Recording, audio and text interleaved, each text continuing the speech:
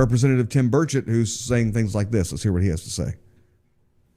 Wait, seriously? Are you being serious, or is that tongue in cheek? I'm being 100% serious. Okay. I've been 100% serious. I've been briefed by just about every alphabet agency there is. And I'll just tell you this. If they would release the things that I've seen, you would stay up. You'd be up at night worrying about or thinking about this stuff.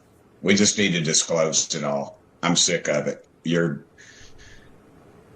Well, I was briefed. I'll just tell you this. I was briefed last week on an issue, or excuse me, 2 weeks ago. And it would have set the earth on this country would have come unglued, I think, if they would have heard all that I heard. They would demand.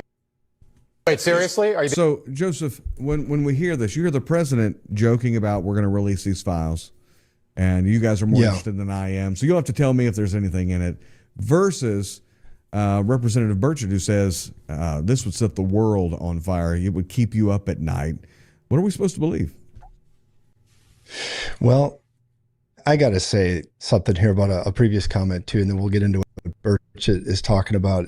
You know, all the people that are pushing this, they're looking for the out. They're looking for the carnal way out. It's the spirit of the age to say anything but God, anything but God. There must be some scientific, measurable, empirical way that we go to the future. We have all these things. So the cry of the carnal is anything but God. So we've got to solve this with anything but God. So they basically create a God, a Tower of Babel in their own heart, their own mind, and they come up with these wild scenarios, and it'd be so much easier just to believe in God and in Jesus. But that being said, Burchett, you got to like him. I like who he is. I like what he's talking about.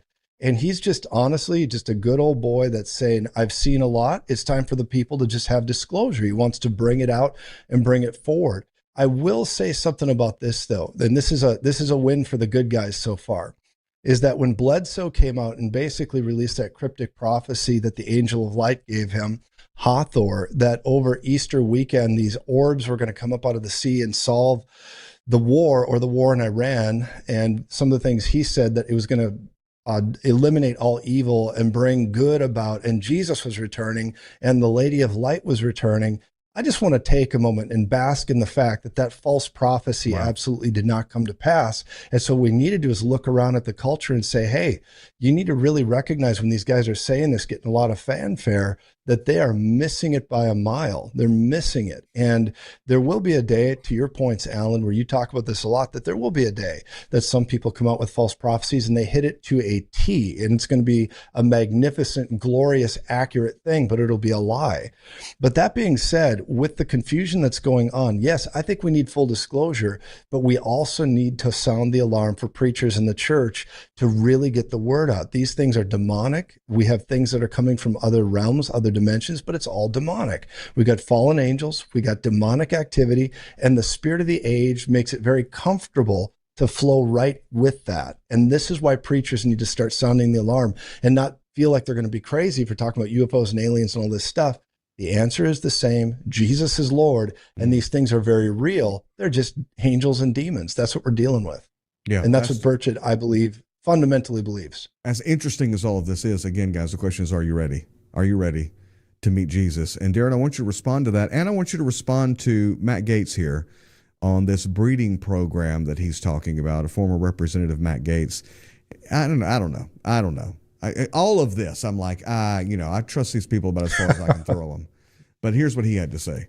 I think the most important information will be the biologics that are not human that have been discovered. And like even some of the briefings that aren't classified just need to be out in the public. I mean, I had someone come and brief me who was in a military uniform, worked for the United States Army, that was briefing me on the locations of hybrid breeding programs where captured aliens were breeding with humans to create some hybrid race that could engage in intergalactic communication. An actual uniformed member of the United States Army briefed me on that.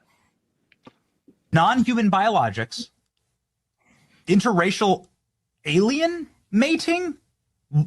What the F is going on? Look, wait a second. You had whistleblowers tell you this kind of thing? Can you please unpack that? Yeah, I had a guy who was uniformed. He was a senior enlisted with the United States Army, came into my office in Crestview, Florida, in a non-classified setting. I had members of my staff there, and what they explained is that the military ran a very secret program where aliens that were living were in forced breeding programs with humans that had been abducted from war zones and from even the caravans of migrants. Now, again, I didn't verify this, but what the whistleblower was telling me is that there were like between 6 and 12 locations around the country where this happened. And what he wanted was a group, members of Congress, to all show up at the same time at all of these different locations so that any of those activities could not be moved. And of course, it's a physical impossibility to get members of Congress to simultaneously if you're show up. watching this, hit the share button right now, because this nonsense that's going out there, and I don't mean that none of it is true, but it's all pettifogging the issue. We're just caught in this cloud of constant theories of what's going on. Darren, when you see this hybrid breeding program, we've had conversations about this. We actually have some intelligence that says there probably is a hybrid breeding program of some kind. What do you think when you hear all this? Well, people say that there's no way that this could be happening. You know, the technology isn't even here for that. Well, this was happening, between 3,000 to 6,000 years ago. When we get to Genesis chapter 6, and we read the book of Enoch, we read about the Watchers who took for themselves human wives, who actually descended and created the Nephilim. People talk of the Nephilim agenda and say, well, you know, does that look like giants on the earth today? When we talk about the Nephilim agenda, when I refer to that, I'm talking about hybridization. And what hybridization looks like is any sort of bringing together of elements that are not a part of God's original plan and purpose.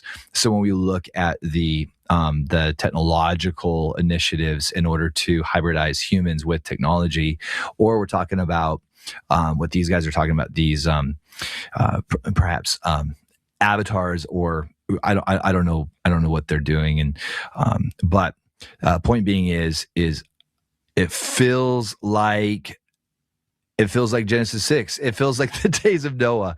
And, you know, someone once said that there would be days like this. You know, yeah, that's what my mom seemed to we should not be that. surprised or shocked. We should not be surprised or shocked.